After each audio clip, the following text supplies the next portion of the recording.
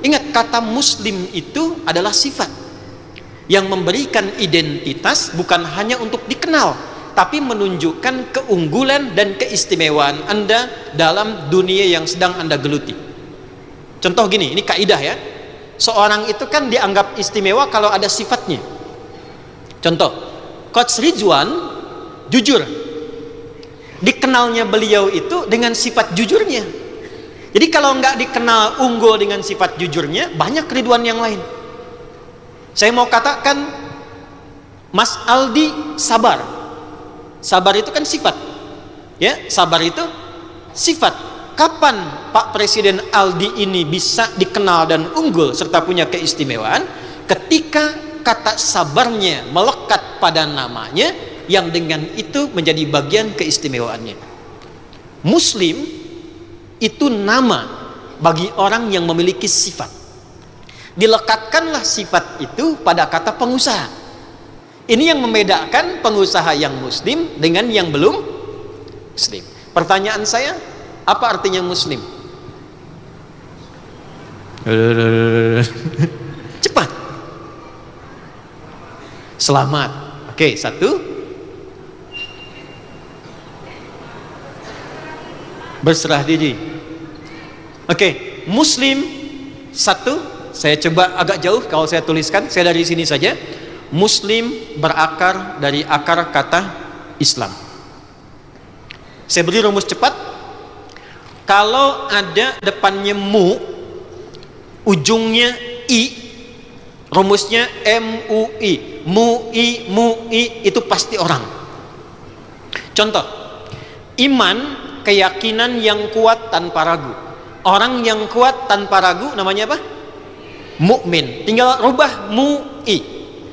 Kebaikan yang disaksikan Allah namanya ihsan. Orang yang pengen baik dan merasa dilihat Allah namanya apa? Muhsin. Islam tunduk, patuh, taat, mutlak tanpa tanya. Saya ulang. Tunduk, patuh, taat, mutlak tanpa tanya. Islam, orangnya disebut apa? Muslim. Artinya, ketika teman-teman melekatkan nama pengusaha dengan sifat muslim, Anda memberikan perbedaan dengan yang lainnya. Saya masuk ke asosiasi ini dan melekatkan kata muslim di dalamnya, ingin memberikan kesan bahwa usaha saya didasarkan pada ketundukan, kepatuhan mutlak kepada semua pedoman dan tuntunan Allah Subhanahu wa taala. Dari sini dulu mulainya. Baru kita refleksikan. Dari sekian lama SBC didirikan selama 10 tahun, apakah semua pedoman yang sudah Allah turunkan dalam dunia usaha ini sudah teman-teman keluarkan jadi kurikulum yang dikerjakan dalam implementasi bisnis, atau baru sekedar nama yang dilekatkan kepada dunia usaha itu? Ini mukaddimahnya. Kita belum mulai ya. Kan saya misteri guys itu. Kita harus kasih standar misteri dulu ya. Ini dulu poinnya. Nah, saya ingin mulai dari pemantik dulu ya. Kenal Utsman bin Affan? Kenal di mana? Oke. Berarti pernah dengar ya? Tahu ya? Saya tanya, kaya tidak?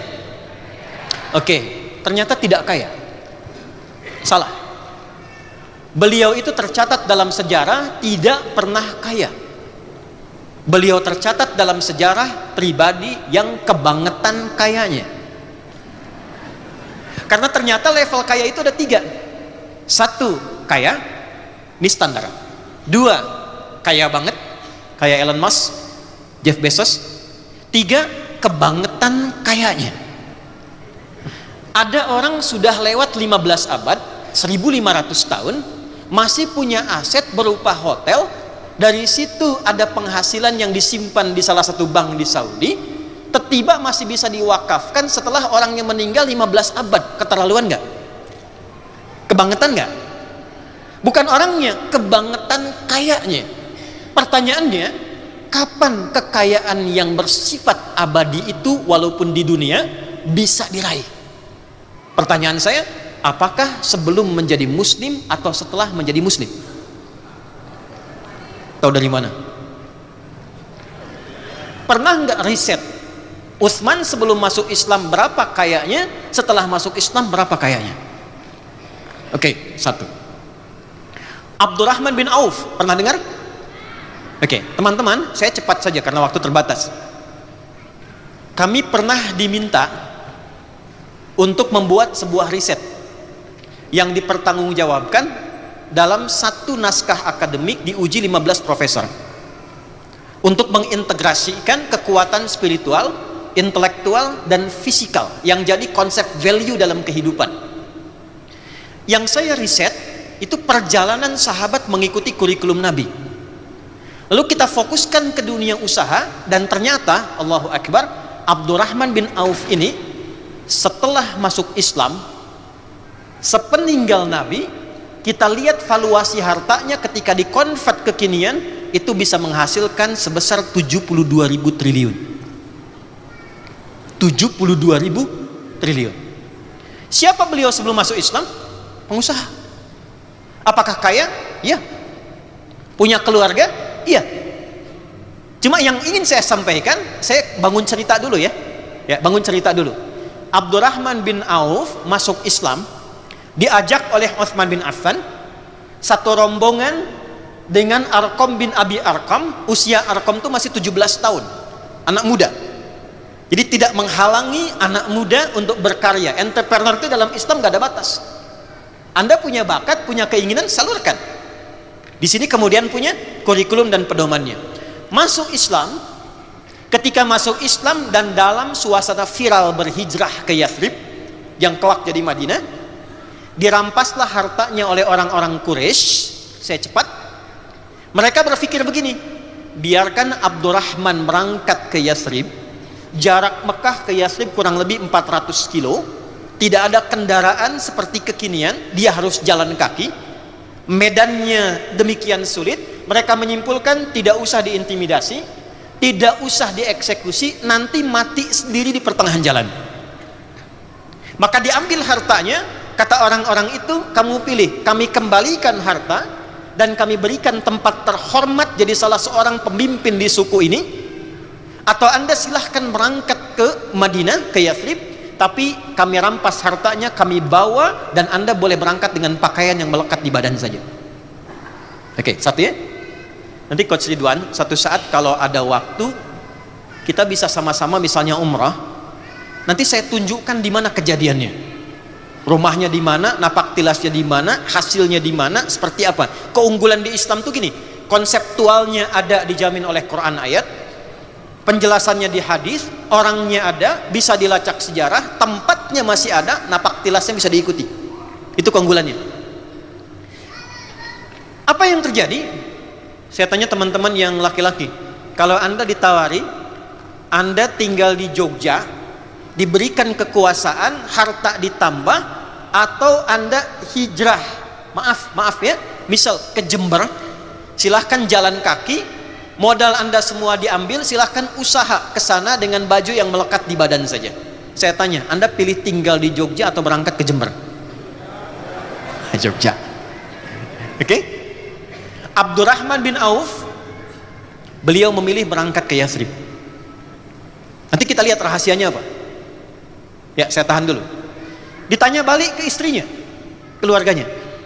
Dikatakan secara singkat, apakah Anda mau ikut suami berangkat dengan pakaian yang melekat saja, ini kisah nyata, atau tinggal di Mekah, kami berikan semua harta suami, kami persilahkan menikah dengan laki-laki tertampan pilih di Mekah ini, kami fasilitasi pernikahannya. Maaf ya, kira-kira yang para akhwat perempuan, pilih mana kalau Anda dalam posisi istrinya Abdurrahman bin Auf, tinggal di Mekah atau berangkat ke Yathrib? Berangkat ke Yathrib. Saya rasa pengusaha nggak begitu hitungannya. Pertanyaan berikutnya saya tegaskan lagi, anggap kalau ada suami ikut, anggap nggak ikut lah.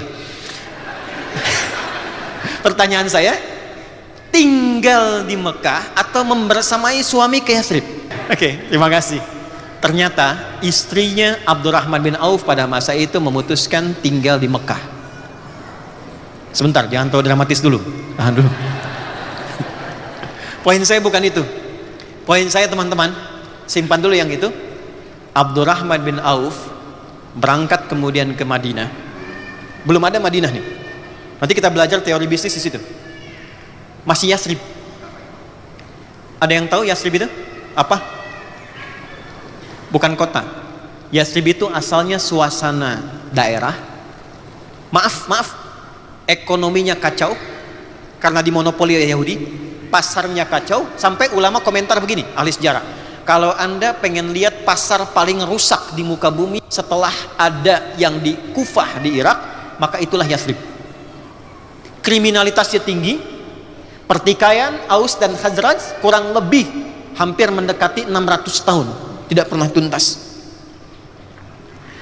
Yang paling menarik, saya berhenti dari suasana itu, saya ingin gambarkan dulu kok bisa pindah Makkah ke suasana tempat begitu.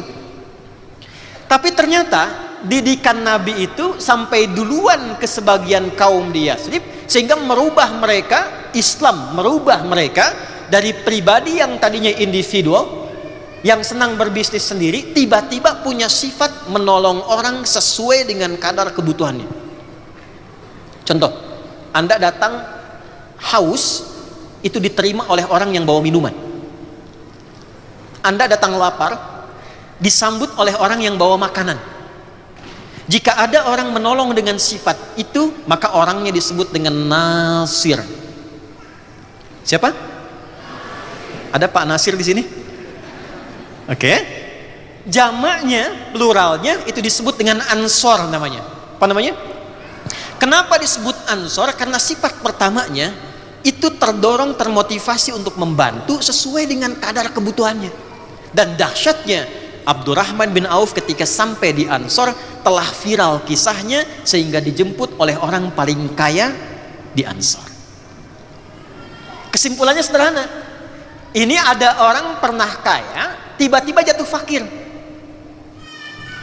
Maka apa yang ada di benaknya? Perhatikan ya, ini zaman jahiliyah sudah ada pemikiran begini. Beliau simpulkan, orang kaya dengan standar kehidupan yang cukup tinggi jatuh kemudian fakir, maka berlaku hukum fisika di dalamnya. Ingat bab gaya? F1 sama dengan F2, gaya gerak sama dengan gaya dorong. Punya uang sedikit, keluar gayanya sedikit. Uang banyak, gayanya tinggi. Modal masih kecil, naik angkot, keluar masih tunduk tawadu, kemudian sodakoh. Setelah omset ratusan miliar, keluar mobil nggak bisa buka pintu, kan? Maka muncul bagian kedua disebut dengan hukum Pascal. F gaya berbanding lurus dengan P Pascal tekanan. Semakin banyak gaya semakin tertekan. Waktu omsetnya tinggi gayanya banyak, begitu turun gaya tidak bisa turun. Ini problem. Maka orang ini belum tahu oleh siapa Abdurrahman bin Auf dididik. Taunya karena pernah kaya, otomatis ada tekanan hidup yang harus disesuaikan lagi. Maka kata orang ini, perhatikan kalimatnya. Au kama qala akhil karim sami'tu annaka kunta ghaniyan. Saudaraku yang baik, saya dengar Anda pernah kaya jatuh fakir. Kalau pengen kaya lagi, khudh nisfa mali, ambil setengah harta saya. Bayangkan, orang paling kaya di Madinah mengatakan ambil setengah harta saya. Saya dengar Anda ditinggalkan oleh istri dan keluarga. Kalau pengen nikah lagi, pilih perempuan yang engkau sukai di Madinah, di Yasrib ini, termasuk bagian keluargaku, silahkan pilih, aku fasilitasi pernikahannya. Gantian ya Bu, sebentar, gantian. Coach Ridwan lah, sebentar. Kita uji nih kan. Iya, he can coach anybody, so we try ya. Kita coba nih kan, sudah coachin banyak orang. Kalau Coach Ridwan di situasi Abdurrahman bin Auf, Coach tinggal di Jogja, ambil setengah harta saya, kata orang paling kaya di Jogja. Saya nggak bilang sultan, tiba bahaya gitu. Kita doakan beliau sehat ya dan baik. Kalau Coach ingin nikah lagi, pilih perempuan paling cantik di Jogja ini, saya fasilitasi pernikahannya. Kira-kira tawaran itu ditolak atau diterima? Atau saya ganti? Kira-kira tawarannya diterima atau tidak ditolak sama sekali? Karena laki-laki itu apa yang diucapkan tidak mewakili perasaannya kadang-kadang. Oke. Ternyata yang paling menarik itu pertanyaan 2, jawaban 2. Ya, pertanyaan berapa? 2. Jawaban berapa? 2.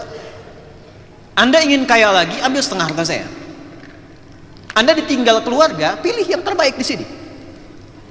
Dijawab 2. Jazakallahu khairah. Karena ini kalimat jadi viral untuk memberikan satu ungkapan yang baik. Semoga Allah berikan pahala atas kebaikan Anda. 1, arini ainal aswaq. Cukup tunjukkan kepada saya di mana pusat bisnisnya. Ini poin saya. Cukup tunjukkan pada saya di mana pusat bisnisnya. Kalimat inilah yang kelak mengubah diri beliau. Dalam waktu setahun sudah bisa mengumpulkan modal. 2 tahun jadi orang paling kaya nomor 2 di Madinah, di Yathrib. 3 tahun jadi orang paling kaya nomor 1 di Madinah. Saat Nabi wafat, semua valuasi hartanya kalau dihitung sekarang 72.000 triliun. Cuma dengan kalimat, tunjukkan pada saya di mana tempat bisnisnya. Kita masih ada waktu kan? Oke. Alhamdulillah. Sampai jam berapa kita? Oke. Siap. Anda silakan sampai jam 9, saya setengah 5 pamit ya. Oke, yuk kita mulai. Mudah-mudahan terlihat. Saya cek dulu, maaf, belakang teman-teman ya akhwat, kelihatan? Maaf, kelihatan? Ya tidak kan, belum saya tulis. Kalau sudah kelihatan hebat berarti. Oke ya. Saya mau ambil satu case-nya dulu. Sebelah sana ya. Saya mau katakan ini satu bagian terpenting yang ingin saya sampaikan. Saking pentingnya ini habis tuh tintanya ya.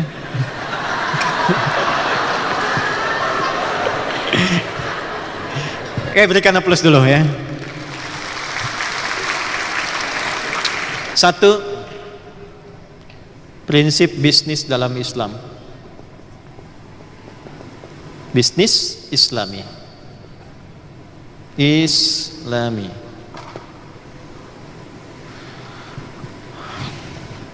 Teman-teman, sebetulnya ini 64 SKS, jadi harus saya padatkan. Jadi mohon izin kalau saya agak sedikit lompat-lompat dulu ya. Oke. Apa sih yang menjadikan Abdurrahman bin Auf berani mengatakan tunjukkan di mana pusat bisnisnya? Oke. Saya langsung jawab cepat ya. 1, iman. Apa namanya? Ya, jazakallah khair. Ya, terima kasih banyak. Itu berdoa, ya Allah, mudah-mudahan gak panjang jalannya, panjang ternyata mendekat tuh ya. Itulah fungsinya kita berikhtiar dan disertai tawakal sehingga yang jauh terasa semakin dekat. Papan tulis. 1, iman. Apa yang diimani? 1, kalau teman-teman lihat, iman itu pilarnya berapa? 6. Pilar itu rukun. Pilarnya berapa? 6. Iman pertama pada siapa? Allah. Bagaimana menjadikan kita bisa beriman pada Allah? Ini poin. Satu-satunya bab di dalam Al-Quran yang diperkenankan kita bertanya sampai meriset adalah hal terkait dengan iman kepada Allah. Yang paling menarik itu, kalau urusan sholat, Anda nggak diperkenankan bertanya. Kenapa subuh 2 rakaat? Itu kurang kerjaan. Pertanyaan kurang kerjaan. Kenapa maghrib 3 rakaat? Itu kurang kerjaan. Kenapa? Karena setelah Anda yakin iman pada yang memerintahkan, iman itu artinya yakin tanpa ragu. Kalau Anda tanya masih ragu. Untuk memasuki bab iman itu dibuka oleh Allah. Silahkan Anda banyak bertanya, apapun, sampai Anda yakin. Maka ditunjukkan kenapa Tuhannya mesti Allah. Dijelaskan sampai lafadznya, apa logikanya, apa perbedaan antara Tuhan yang sejati dengan yang dipertuhankan, kaidahnya apa, turun suratnya, turun bagiannya, sampai membuat kita yakin. Oke, 1 itu dulu. Karena problem paling dasar bagi orang Islam sekarang, mau dia jadi pengusaha, namanya pengusaha muslim, mau dia jadi intelektual, namanya intelektual muslim, mau dia jadi pejabat, namanya pejabat muslim, sekarang itu bukan kurang pintar, problemnya kurang iman. Sehingga dengan keyakinan yang tidak paripurna itu, akhirnya beberapa petunjuk yang Allah turunkan sesuai dengan kebutuhannya tidak dikerjakan secara optimal. Maka dasar yang pertama itu dipertanyakan dulu. Ketika Anda mengatakan saya pengusaha muslim, nih pilar yang pertama ini, asyhadu an la ilaha illallah wa asyhadu anna muhammadar rasulullah, sudah optimal belum? Oke, saya tanya, yakin gak Allah itu Tuhan? Oke, yakin gak apa yang semua Allah sampaikan itu mutlak kebenarannya? Yakin gak semua apa yang Allah sampaikan pada kita akan hadir manfaat sesuai dengan maslahat hidup kita? Yakinnya itu baru di lisan atau sampai ke hati? Wah, masa? Karena beda. Quran surah ke 49 ayat 14. Ya, Quran surah 49 ayat 14. Qalatil a'rabu amanna. Ada segelintir orang Arab Baduy di era Nabi datang ke Nabi mengkonfirmasi, kami sudah beriman. Oke? Maka jawaban turun langsung dari Allah.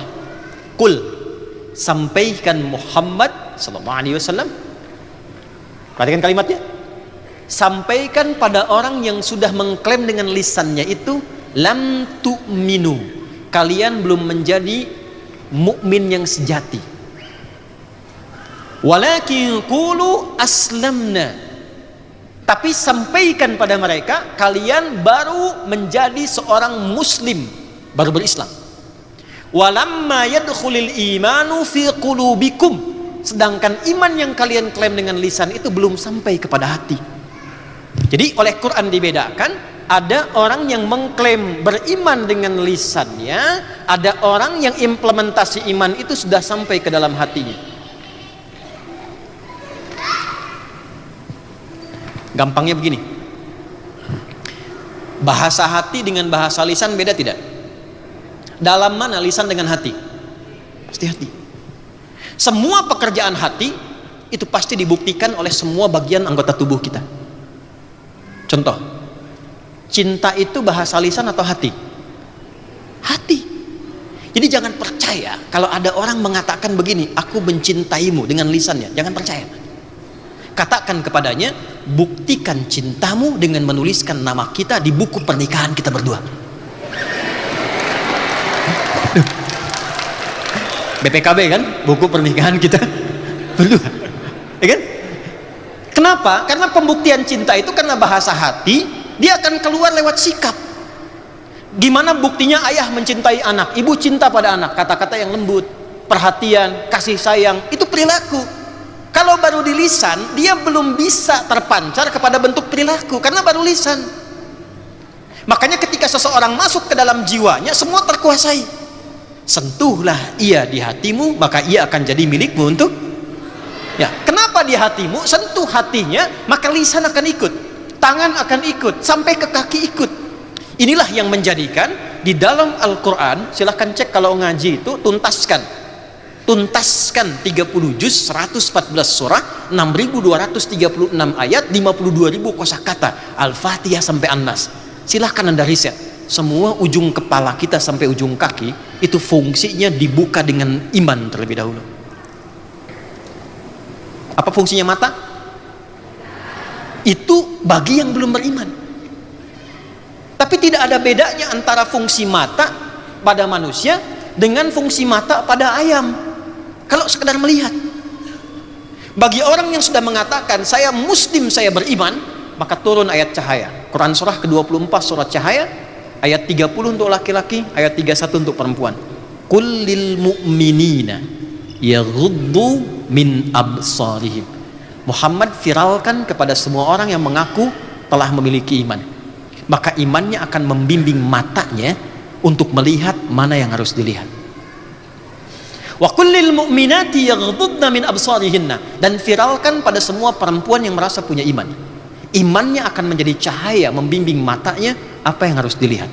Makanya ketika Anda sudah memutuskan menjadi seorang pengusaha muslim dan mengatakan beriman, kalau ada cahaya iman, mata ini akan awas. Tidak semua jenis usaha yang dilihat itu bisa diikuti, kalau imannya tidak membimbing itu. Saya mau tanya begini, riba itu kalau sudah tahu riba dilarang tidak? Apa hukumnya? Kalau imannya itu masih ada dalam jiwanya, jangankan dia ikuti, dia lirik pun tidak akan mampu. Kenapa? Karena ada iman dalam dirinya. Lisan nih, lisan itu sebelum disebut fungsinya, ya, dari mata turun ke lisan, jangan langsung ke hati aja. Ke lisan dulu, ya. Sebelum disebut fungsinya, imannya dulu. Quran, balik ke Quran, ya. Kalau kita lihat di surah yang sama 49 di ayat 11 sampai 12, ya ayyuhalladzina amanu, hai semua yang telah merasakan punya iman, disebut pakai ya, yaitu huruf panggilan, nidaul qarib, nidaul mutawassit, nidaul ba'id. Paham? Tidak. Huruf untuk memanggil yang dekat, yang menengah, yang jauh. Ayyuha disebutkan 150 kali dalam Al-Quran untuk menguatkan hukum. Alladzina disebutkan 1080 kali dalam Quran untuk menjangkau semua tanpa kecuali. Kalau kita terjemahkan dengan tafsir bunyinya begini, hei semua pengusaha muslim, hei semua anggota SBC yang merasa beriman, aku tak peduli apakah kalian berasal dari dekat, menengah atau jauh, apakah kalian dekat denganku, menengah atau jauh dariku, sepanjang kalian punya iman, la yashor qaumin qaum, jangan gunakan lisanmu untuk mencela seseorang. La yaghtab ba'dukum ba'da, jangan gunakan lisanmu untuk bikin hoax. Ini tidak mungkin Anda jadi pengusaha muslim yang punya iman, begitu Anda membuka divisi marketing, tiba-tiba kemudian Anda keluarkan kalimat-kalimat yang bertentangan dengan iman Anda. Demi produknya laku bikin hoax, antara gambar dengan realita tidak sama. Demi produknya laku kemudian keluar kata-kata yang tidak pantas. Itu bukan bagian iman. Abdurrahman bin Auf begitu jujurnya, hasilnya luar biasa. Ternyata untuk mendapatkan berkah itu yang ada di nomor 2 tengah-tengah dari SBC itu, ternyata dengan baik pun berkah itu diraih. Dan kalimat berkah dalam dunia usaha munculnya setelah iman. Yuk kita definisikan. Buka Quran surah 2 ayat 168 paling kanan sebelah bawah di mushaf. Kita belum mulai ya, kita baru muqaddimah kedua ini. Kan kita belum masuk teori bisnis kan? Ya, materinya manajemen bisnis dalam Al-Quran. Ya coach ya. Quran surah 2. Yuk lihat situ. Ya ayyuhan nasu. Oke. Anda masih beruntung ikut SBC. Kalau Anda ikut kelas saya, belum hafal ayatnya, Anda tunggu di luar. Kita ada kelas yang ikut 12.000 orang. Bikin kurikulum. Ada ujiannya, mesti lulus 100%. Kalau belum 100% boleh mengulang. Tidak ada yang di DO, cuma ngulang. Ya. Ya ayyuhan nasu, hai semua manusia. Kulu. Silahkan kerja. Jadi kalau ingin menghasilkan sesuatu, kata Al-Quran sederhana, effortnya mesti keluar dulu. Yuk tarik ayatnya ke sini. Hei para pengusaha di SBC, kalau pengen sukses, maka tingkatkan kinerja. Silahkan. Jadi pertama, Allah memberikan gambaran teori tentang rezeki. Kita langsung masuk saja karena saya tinggal 9 menit lagi. Saya sebenarnya pengen sampai jam 9, cuman yang pengatur acara cuma menyusun saya sampai 9 menit lagi. Yuk lihat sini. Yuk kita mulai ya. Dalam dunia usaha, manajemen bisnis dalam Al-Quran, pertama dibuka dengan teori rezeki dulu. Supaya kenal dulu.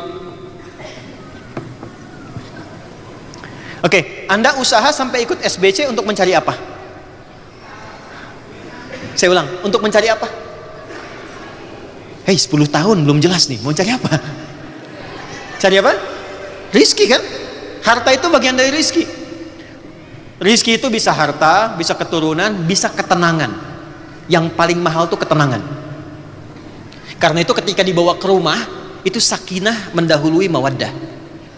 Itu rumusnya, sakinah, mawaddah, dan rahmah. Quran surah 30 ayat 21. Mawaddah itu kumpulan harta yang membangun harmoni dalam keluarga. Biasanya kalau semakin meningkat semakin tenang kan? Ya. Tapi kenapa didahului sakinah? Karena ternyata kekayaan melimpah pun kalau tidak diikuti dengan ketenangan, hampa kehidupan berkeluarganya. Biasanya perempuan paling pandai nih, saya tanya ya, pilih mana? kaya tapi gelisah, atau miskin tapi tenang. Nggak ada pilihan ketiga. Saya tahu itu. Kaya tapi gelisah atau miskin tapi tenang. Oke, siap. Kalau terjebak di antara dua dilema, di antara dua cinta, pilih yang ketiga, ya. Kaya dan tenang. Artinya tenang itu rizki. Nah, untuk mendapatkan rizki, teori pertamanya, lihat baik-baik, perhatikan baik-baik. Saya langsung masuk ke intinya. Saya cuma punya 8 menit lagi. Teman-teman, buka Quran surah ke-51 ayat 22 dengan posisi yang sama, kanan agak ke bawah. Adz-Dzariyat ayat 22. Wa fis samai rizqukum wa ma tu'adun. Dan di langit sebelum kalian tercipta, aku telah tetapkan rizki yang sesuai dengan maslahat kebutuhan hidupmu, dan dijanjikan akan diberikan. Declare pertama Allah tentang rizki adalah tidak ada satupun hamba yang hidup yang tidak mendapatkan rizki. Ternyata hidup itu berbanding lurus dengan rizki. Sebelum seseorang itu diberikan nafas kehidupan, Allah telah tetapkan rizkinya sekian yang akan ia gunakan selama hidupnya. Wa ma tu'adun, dan dijanjikan pasti akan diberikan kepadanya selama hidupnya. Oke? Jadi aturan pertama, semua kita sudah mendapatkan kadar rizki sesuai dengan maslahat hidupnya masing-masing. Jelas? Baik ya? Cuma oleh Allah dirahasiakan. Sebab kalau ditampakkan, Anda nggak akan semangat menjalani kehidupan dunia. Ada film di Hollywood itu yang menampakkan jatah waktu hidupnya tuh. Ya, lihat jamnya tinggal sekian. Kan rizki berbanding lurus dengan kehidupan. Kalau rizkinya selesai, hidupnya selesai. Ya, Presiden Aldi misalnya rizkinya 1 triliun. Sampai hari ini sudah dikonsumsi 999 miliar 999 juta 999 ribu rupiah. Tinggal 1000 kan? Pertanyaan saya, masih mau ikut seminar ini enggak? Enggak, itikaf aja di masjid. Astagfirullah, astagfirullah. Nunggu 1000.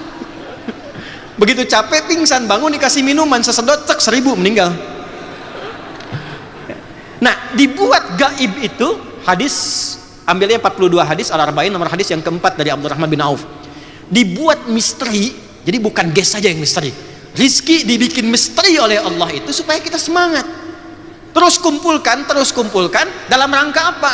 Mensyukuri dan menaati perintah Allah. Tapi satu aturan pertama, rizki Anda sudah disiapkan qaddara fahada, takarannya sudah diatur, presisinya tinggi, dan tidak perlu Anda mencampuri rizki orang lain. Satu kaidah pertama, rizki sudah teratur. Sikap moralnya apa? Sikap moralnya, kalau sudah tahu rizkinya teratur, tidak perlu ngambil punya orang. Pengusaha muslim itu nggak perlu korupsi, nggak perlu nyogok. Masa hanya untuk buka akses harus nyogok? Bukan muslim namanya. Ini sikap moralnya. Dan tidak perlu merasa kita, ya maaf, iri hati dengki dengan usaha orang. Anda buka toko, Anda buka restoran, sampingnya ada restoran lain. Kalau Anda paham dengan konsep yang pertama ini, ya, wa fis samai rizqukum wa ma tu'adun, rizki Anda sudah Anda tetapkan. Walaupun toko sebelah rame, jangan sampai muncul tindakan diiringi sifat iri hati karena orang banyak rame di sana. Karena kuota rizki dia sudah Allah atur, yang Anda sudah diatur. Jelas gak? Jadi kalau teman-teman baru mulai dari 5 level pertama, ya jangan sampai Anda merasa iri hati dengan level rizki di orang kelima. Jelas? Kenapa? Karena bagian kita sudah teratur. Itu sikap moral pertama yang harus dilakukan. Jadi jangan Anda katakan saya gabung SBC mencari berkah, tapi dilakukan dengan cara yang tidak berkah. 2. Kalaupun sudah diatur, yang belum diatur itu ikhtiar Anda untuk menjemputnya. Karena itulah kemudian kalimatnya, ya ayyuhan nasu kulu, ikhtiar. Kreatif, inovatif. Nanti kalau waktunya masih lama sih kita bisa jabarkan di Ali Imran ayat 142. Ada 3 konsepnya. Kreativitas ide disebut ijtihad, eksekusi yang optimal ya, disebut dengan jihad. Kemudian perjuangan untuk menstabilkan emosi. Kalau turun bagaimana menyikapi, kalau orang mencerca bagaimana, kalau orang tidak suka dengan produk bagaimana, itu disebut dengan mujahadah. Ya, maka di situ ada ijtihad, ada jihad, ada mujahadah, baru disajikan dengan sabar. Itu konsepnya ada, tantangannya ada, solusinya ada. Cepat. Jadi walaupun sudah teratur, bukan berarti Anda diam. Restoran saya sepi, restoran dia rame, rezeki sudah diatur. Kalau Anda bikin pelang di depannya, rezeki memang sudah diatur, nggak apa-apa, nggak rame juga, nggak begitu. Yang ditanya oleh Quran itu, restoran dia rame, yang Anda tidak rame, kreativitas Anda kemana? Ide Anda apa? Apa yang membuat restoran Anda beda dengan restoran punya orang? Apa yang bisa membuat restoran tempat Anda bisa eye catching ketika dilihat orang? Itu yang disebut oleh Quran. Am hasibtum an tadkhulul jannata, apa Anda bisa meraih kesuksesan dengan membalikan telapak tangan? Walamma, perhatikan, ya'lamillahu alladhina jahadu minkum wa ya'lamas sabirin. Sedangkan Allah tuh belum lihat mana kreativitas Anda, kesungguhan dalam merancang ide. Mitigasinya mana? Kenapa dia rame? Ini mitigasi masyarakatnya apa? Kesenangannya apa? Ya, favoritnya apa? Tipikal masyarakatnya bagaimana? Berapa akses yang bisa ditempuh? Senangnya ada fasilitas apa? Mana ide kreatifnya, kata Quran tuh. Jadi rizki walaupun sudah diatur, nggak bisa dengan ditunggu. Saya punya kawan di Mesir, 2 orang, dua-duanya ahli Quran, cuman beda mazhab. Yang satu itu apa yang dibacakan itu yang dia praktekkan. Kata yang satu, hei kawan, rizki itu sudah diatur, nggak usah capek-capek ikhtiar, datang sendiri. Yang satu bilang, walaupun diatur, tetap kita ikhtiar maksimal sehingga kita bisa menjemputnya. Mari kita buktikan. Jadi yang pertama tadi dia memilih untuk i'tikaf, sembunyi di belakang mihrab masjid, satu ruangan, di balik meja dia sembunyi, di satu masjid yang suka ada orang ngasih sedekah makanan. Hari pertama, begitu sedekah, ada orang lain tidak ada. Yang ini kan nggak boleh apa-ngapain.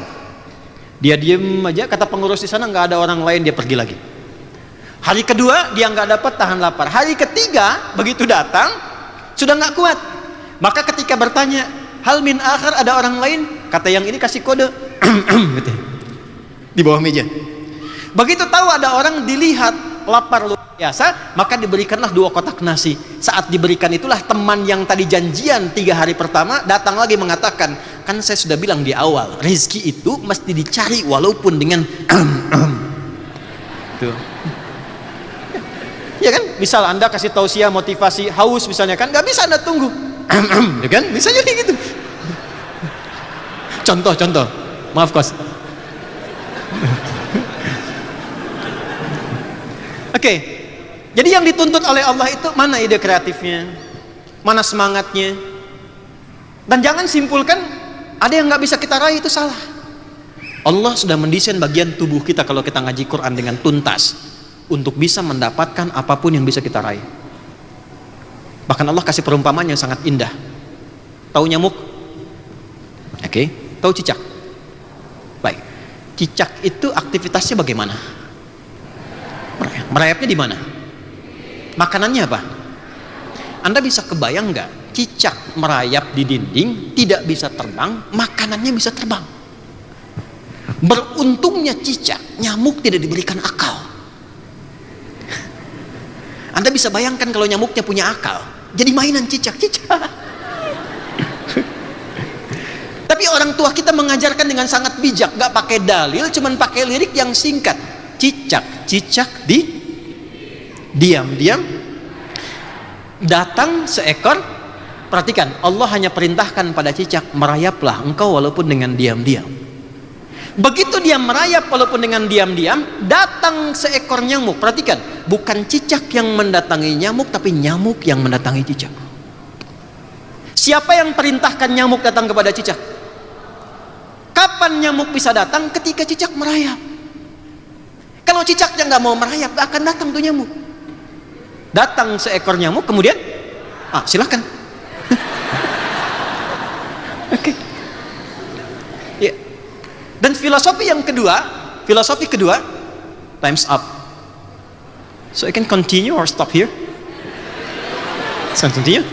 Still more time. Okay. Where's my secretary? I have still time for going. Okay, we take 10 minutes, alright? Okay. Alright. Sampai di mana tadi? Filosofi kedua. Natap saya jangan sebegitu banget cicak gitu. Cicak, saya tanya, kalau cicak itu dimasukkan ke dalam wajan, oke? Yang kemudian wajan itu saya panaskan, apa reaksi cicak? Loncat, kebasin ekor, apalagi? Semakin panas semakin apa? Oke, pertanyaan saya, kenapa cicak bergerak-gerak? Bukan panas, karena cicak tidak mampu mengeluh. Dia tidak berkata, panas ya Allah, aduh panas. Ada. Jadi kalau Anda itu ingin sukses, ya Anda harus bekerja, hadapi tantangan, jangan banyak ngeluh. Anda jangan lihat level 5 di atas, Anda lihat apa yang sedang Anda kerjakan. Karena setiap pekerjaan itu pasti ada tantangannya. Kesuksesan itu bandingan lurusnya itu tantangan. Jadi ketika Allah hadirkan tantangan, jangan bilang masalah. Itu sebetulnya jembatan kita untuk mendapatkan kesuksesannya. Di Quran mengajarkan kedua, optimalkan ikhtiar. Jadi ketiga, harus punya kesiapan menghadapi tantangan.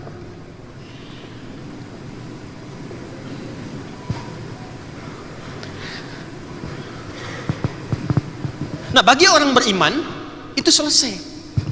Jadi sebetulnya orang beriman itu nggak usah ngaji ini lagi. Cuman mungkin karena imannya belum sampai ke situ, terpaksa kita bahas dulu tadi. Ya. Karena dibukanya dengan ya ayyuhan nasu kulu mimma fil ardi halalan thayyiban. Perhatikan, tadi di Quran surah 51 ayat 22, wa fis samai rizqukum, di langit rizkimu telah disiapkan. Sedangkan kita hidupnya di mana? Sekarang kita di mana? Di Sleman. Bumi kan luas. Anda kan macam-macam tuh. Ada yang dari Makassar, dari mana saya dengar. Rizki di langit, kita tinggal di bumi. Bumi begitu luas. Kalimatnya apa? Wa fis samai rizqukum, rizkimu telah ditetapkan di langit. Ya ayyuhan nasu kulu mimma fil ardi min yatab'id, maknya menunjuk pada semua segala. Jadi maksudnya jangkau setiap tempat yang engkau bisa pijak di bumi. Anda nggak dapat di Sleman, pindah ke Bantul. Nggak ada di Bantul, nyebrang dikit, pindah ke Solo. Nggak ada di Solo, pindah terus sampai ke Jatim. Nggak ada di Jatim terus, Jawa nggak ada ke Sumatera. Sumatera nggak ada, Kalimantan. Di Kalimantan nggak ada ke Papua. Papua nggak ada se-Indonesia. Apa dunia cuma Indonesia saja? Coba lihat peluang di Malaysia. Lihat peluang di Eropa. Tidak mungkin ada satu bagian tapak di bumi yang tidak disiapkan untuk rezeki kita. Pengusaha muslim yang hebat yang punya iman, dia melihat lapangan usahanya begitu luas untuk dipijak. Tapi yang dia cari, ini poinnya, dan saya senang dengan nama ini. Untuk kita yang sudah beriman, yang tadi itu standar bagi setiap manusia. Artinya tidak menjadi muslim pun kalau digunakan teori ini sukses. Kan? Coba lihat misalnya saudara-saudari kita di Cina, di Amerika, berapa riset yang mereka siapkan. I was in America 2 years ago, and I went to DC, Washington DC, and I saw the prototype of the people there.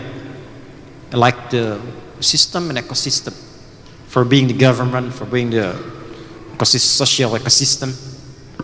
Jadi saya lihat di Amerika itu ketika ke sana, ekosistemnya sudah jadi dan dibuat itu by system, tapi tidak dipersonifikasi. Maaf ya teman-teman.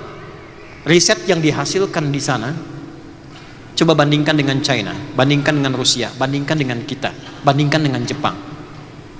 Saya ke Jepang setahun sekali, bikin sekolah, riset, diskusi dengan dubes, peluang apa yang bisa didapatkan oleh orang Indonesia. Di Jepang, untuk mendapatkan satu peluang usaha, risetnya begitu dalam. Teman-teman ketika akan memulai, berapa banyak riset yang dilakukan? Itu baru standar. Jadi kalau Anda baru membuka dengan riset, membuka dengan capaian, itu standar. Yang jangankan orang Islam beriman, yang belum beriman pun melakukan itu. Orang beriman levelnya naik dikit, dari 168 ke 172. Quran surah 2 ayat yang sama, surah yang sama di ayat 172. Ini dari bawah pindah ke atas. Ya ayyuhalladzina amanu. Yang ini ya ayyuhan nas, yang ini ya ayyuhalladzina amanu. Yang ini kulu mimma fil ardi, yang ini kulu min thayyibat. SBC. Perhatikan, bagi orang beriman Allah hapuskan kalimat ardunnya. Kulu min thayyibati. Kata ardunnya kulu mimma fil ardi, gini dihapuskan, diganti menjadi kulu min thayyibat, dijamakkan kata thayyibnya jadi thayyibat. Ma razaqnakum. Halalnya dibuang. Lihat. Ya ayyuhan nasu 168 kulu mimma fil ardi halalan thayyiban. Begitu bicara pada pengusaha beriman, pengusaha muslim beriman, kalimat halalnya dibuang, kalimat ardunnya dibuang. Ya ayyuhalladzina amanu, ya ayyuhalladzina amanu kulu min thayyibati, ardunnya dibuang, halalnya dibuang. Pertanyaan saya, kenapa halalnya dibuang untuk orang beriman? Karena orang beriman, pengusaha beriman, imannya akan otomatis membimbing ia untuk mengarahkan pada usaha halal. Tak perlu diingatkan lagi. Ya, ketika itu sudah terjadi pada diri orang beriman, maka berkahnya Allah kumpulkan. Itulah SBC. Berkahnya. Apa itu berkah? Ya, bertambah dan konsistennya nilai kebaikan. Yang baik apanya? Ini kaidah penting sekali. Ketika seorang pengusaha muslim dengan imannya memulai usahanya, maka yang pertama di benaknya harus dimunculkan kata Allah, jangan pernah memikirkan yang haram, karena otomatis mencari yang halal.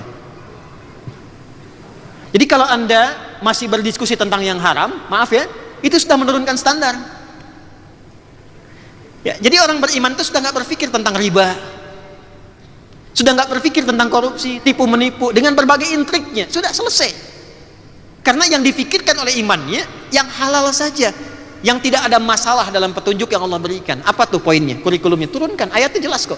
1, 2, 3, 4 sampai selesai. Itu poin pertama. Ya. Setelah itu apa yang dilakukan? Perhatikan kalimatnya. Kalau yang pertama ini sudah muncul dalam benak kita, orientasi bisnisnya satu, untuk mencari, lihat poinnya, ridha Allah. Ridha Allah.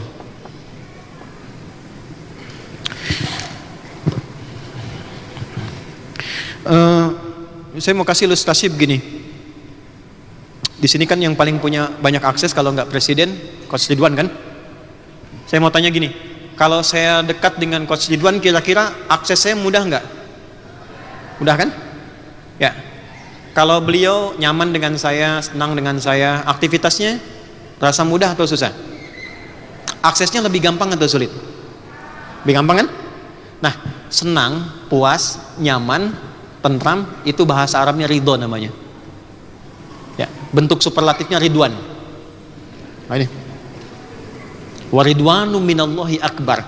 Ridhonya Allah itu lebih dari segalanya, bahkan melebihi surga. Ada orientasi pengusaha yang pengen mendapatkan kemapanan hidup. Ya, yang pengen mendapatkan kemapanan hidup. Sekarang tampan gak laku, yang laku mapan. Ya, seperti handsome tidak laku, yang laku handphone. Jadi di Quran surah 3 ayat 14 itu keinginannya sederhana. Zuyyina linnasi hubbus syahawat minan nisa, dapat pasangan yang elok. Ya, cantik kata orang kan relatif, jelek mutlak gitu kan. Tapi kan ukurannya bisa relatif lagi. Untuk apa? Zuyyina linnasi, orang itu pengen tampil ideal dalam kehidupan, satu punya pasangan yang ideal. Hubbus syahwati minan nisa. Wal banin, punya keturunan yang membahagiakan, enak dibawa jalan, nyaman, ceria. Perhatikan, wal qanatiril muqantarah, harta melimpah. Anda kan yang dibicarakan di sini sudah naik level berapa, capaiannya berapa, dari sekian sampai berapa ratus miliar gitu kan? Itu biasa fitrah itu, qanatiril muqantarah. Minadz dzahab, emasnya sekarang berubah jadi dolar. Rupiahnya berapa, tabungannya berapa. Wal fiddah, cadangannya berapa, aktifannya berapa. Wal khailil musawamah, tunggangannya apa? Ngobrol-ngobrol mungkin kamu sudah punya apa? Oh, saya baru kendaraan, saya nggak sebut ya, takutnya endorse atau menurunkan standar kendaraan. Saya kendaraannya ini, oh yang saya sudah kecepatannya sudah 300 km per jam. Wah, kira-kira kalau untuk husnul khotimah lebih cepat lah gitu. Bisa, ya kan? Wal khailil musawwamati wal an'am. Oh, saya punya peternakan sekarang. Hewannya sudah sekian ribu, sudah puluhan. Ya. Wal an'ami wal har. Oh, saya punya kebun. Kebunnya sekian hektar dan sebagainya. Tapi ujung ayatnya, perhatikan.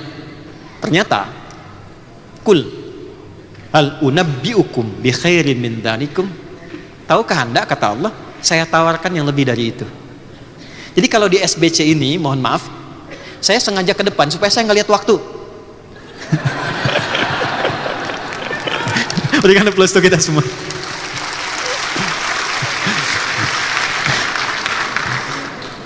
Jadi kalau kita di SBC dan masuk 10.000 orang hanya memikirkan capaian tadi, itu belum masuk standar Allah. Sementara yang kita cari ridho Allah, bikin puas Allah, bikin seneng Allah, all access, semua akses dibuka. Dan itu yang dilakukan oleh sahabat-sahabat mulia yang sampai 15 abad masih utuh. Jadi kalau sampai yang tadi cuman kebanggaan ukurannya berapa, rate-nya sudah capaian berapa, itu masih standar. Standar kan di bawah, kan? Yang di atas tuh sampai stang, sampai setir kan di atas kan? Kul a'unabbi'ukum min khair bi khairin min dzalikum. Itu pakai hamzah lagi, huruf pembuka pertama, bukan pakai hal. Pakai hamzah. Hamzah itu kan di depan. Tawarannya begini, mau nggak Anda pionir terdepan untuk menggapai ini? Saya berikan yang lebih dahsyat daripada itu. Apa amalan pertamanya? Lilladzina taqau. Bagi orang-orang yang ingin memulai bisnisnya dengan meningkatkan takwanya, itu kuncinya. Teman-teman, tingkatkan takwa. Ya, tingkatkan takwa. Takwa itu kuncinya, disebutkan 240 kali, dibagi 3 segmen di Quran. Begitu takwa itu muncul, wa may yattaqillaha yaj'al lahu wa yarzuqhu min haitsu la. Coba baca lagi ayatnya. Jangan cuma dihafal, praktekkan isinya. Begitu takwanya meningkat, kata Allah, semua kesulitan aku urai. Anda kesulitan di tahap pertama, diurai. Bintang kedua, diurai. Sampai tahap tertinggi. Saat Anda mengharapkan rizki yang sedang dicapai lewat tender, Allah kirimkan yang tidak pakai tender. Tuh. Karena Anda punya akses dengan Allah. Dan ujungnya apa? Waridwanu minallahi akbar. Ridwan itu yang tertinggi. Tapi bukan ridwan dari coach yang diharapkan. Ridwanu minallah, cari ridho Allah. Sekarang Anda ini bisnis mau cari ridho Allah, mau cari kaya. Masa? Cari dunia, cari akhirat. Cari dunia, cari akhirat. Dunia akhirat. Al-Baqarah ayat 200. Wa minan nasi may yaqulu rabbana atina fid dunya. Salah kan? Karena belum hafal ayatnya. Wa minan nasi may yaqulu rabbana atina fid dunya wa ma lahu fil akhirati min khalaq. Ada orang yang di dunianya itu orientasi bisnisnya cuman kerja dunia, tapi dia nggak peduli dengan akhirat. Akhirnya kekayaannya ketika meninggal tidak dibawa kemanapun. Tapi wa minhum may yaqulu, makin jauh tuh. Wa minhum may yaqulu rabbana atina fid dunya wa fil akhirati waqina adzabannar. Anak kecil aja kalau usaha ke depan dapat bagian gitu. Oke. Ya begitulah rizki ya. Kadang tidak melihat besar kecilnya. Nah, kadang-kadang orang dewasa salim gak dikasih gitu. Itulah rizki. Ya. Nah itu poinnya. Jadi saya ingin akhiri. Ini sebetulnya kita belum bahas. Ini baru pengantar sebetulnya. Belum masuk ke kurikulum. Tapi saya ingin jadikan pengantar ini sebagai pondasi. Maksud saya begini, Anda tuh ngapain ikut seminar misalnya, atau mengikuti, menjejaki sehari 2 hari, investasi, tenaga, biaya, tiket dan sebagainya datang, tapi nggak kenal Allah. Dan Anda dengan pedenya mengatakan saya pengusaha muslim. Itu poinnya. Itu besar loh kalimatnya. Dihisab loh. Bisa. Karena saat orang tidak berani melekatkan nama Islam, Anda melekatkan nama itu di dalamnya. Dan hebatnya, sukses berkah. Maka bagian terakhir yang ingin saya sampaikan, adalah kunci dari semua apa yang dikerjakan oleh kita. Satu, dekati Allah dengan takwa. Yang kedua, saya cepat ya, keluarkan kurikulum dalam Quran sesuai dengan aktivitas dan passion kita. Imam Al-Bukhari pernah mengeluarkan 97 tema dan dimasukkan dalam kitab hadisnya. Ada yang kenal nama kitab Imam Al-Bukhari? Namanya apa? Bukan 15 juta? 20 juta? Waktu habis.